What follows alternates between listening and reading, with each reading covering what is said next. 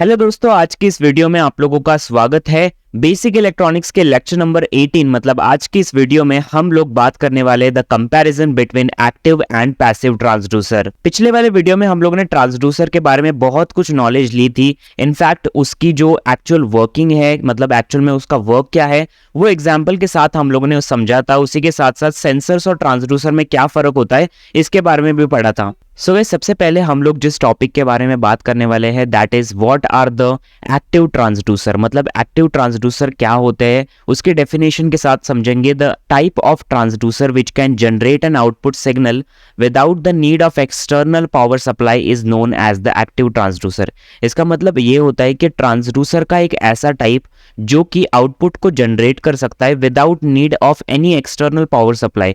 कोई भी external power supply देने की उसको जरूरत नहीं है। उस पर्टिकुलर ट्रांसड्यूसर के टाइप को हम लोग बोलते हैं द एक्टिव ट्रांसड्यूसर। खैर इसका भी मैं आप लोग को आगे एग्जांपल दूंगा। सेकंड पॉइंट के ऊपर बढ़ते, that is active transducer can generate an output signal in the form of voltage और करंट।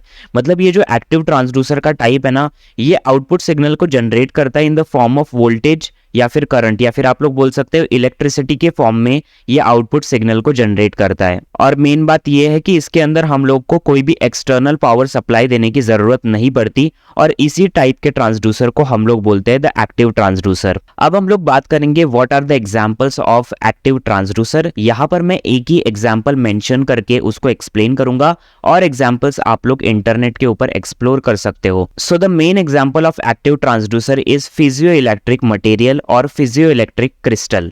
अब ये जो कंपोनेंट है वो क्या होता है, इसको जितना ज्यादा आप लोग फोर्स दोगे उतना ज्यादा ये जो इलेक्ट्रिसिटी है वो जनरेट करता है या फिर वोल्टेज जनरेट करता है।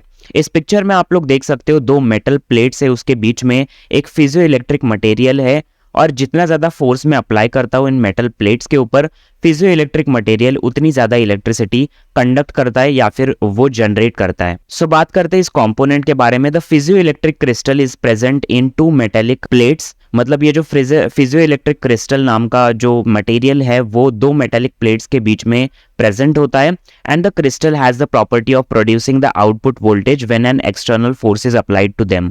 मतलब ये जो क्रिस्टल है वो प्रोड्यूस कर सकता है एक आउटपुट वोल्टेज जैसे ही मैं उसको कोई ना कोई फोर्स अप्लाई करता हूँ।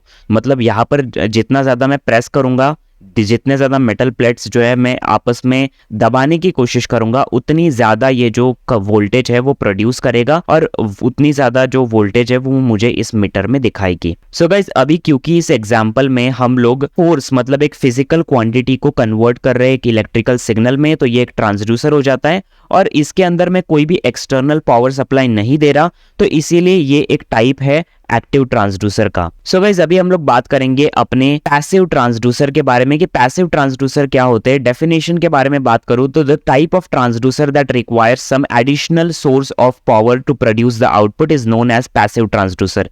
इसका मतलब ये होता है ये जो ट्रांसड्यूसर है वो कुछ ना कुछ एडिशनल सोर्स ऑफ पावर लेता है आउटपुट को जनरेट करने के लिए। ऐसे टाइप के ट्रांसड्यूसर को हम लोग बोलते हैं पैसिव ट्रांसड्यूसर। अगले पॉइंट के ऊपर बढ़ते हैं। The output is obtained by changing the physical properties like resistance, inductance and capacitance. इसका मतलब ये होता है कि ये जो आउटपुट जनरेट करता है ये फिजिकल प्रॉपर्टीज जैसे कि रेजिस्टेंस हो गया, इंडक्टेंस हो गया, कैपेसिटेंस हो गया, इन सारे फिजिकल प्रॉपर्टीज के जो चेंजेस है उससे ये आउटपुट जनरेट करता है। अब हम लोग बात करेंगे पैसिव ट्रांसड्यूसर के कुछ एग्जांपल्स के बारे में। एक एग्जांपल देना चाहता हूं यहाँ पे लीनियर पोटेंशियोमीटर का। ये जो कंपोनेंट है वो डिस्प्लेसमेंट मेजर करने के लिए हेल्प करता है। मतलब ये जो स्लाइडर आर्म आप लोग देख सकते हो येलो कलर का, इसको जितना मैं मूव करूंगा उतना ज्यादा या फिर कम डिस्प्लेसमेंट मुझे दिखाएगा, मुझे पता चलेगा।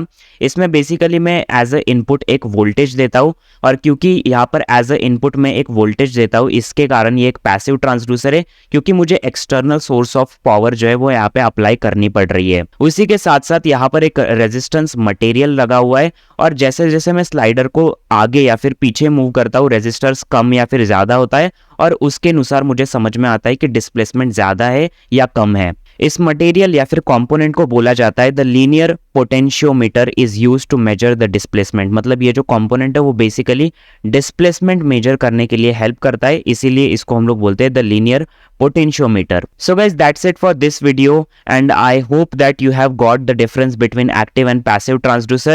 If you enjoyed this video, make sure to press the like button, also subscribe to my channel. इस वीडियो को ज्यादा से ज्यादा शेयर कीजिए, उसी के साथ साथ इस पूरे बेसिक इलेक्ट्रॉनिक्स के प्लेलिस्ट को एक्सेस कर ले। बाकी मैं मिलता हूँ आप लोग से नेक्स्ट वीडियो में। Till then keep watching me and peace out.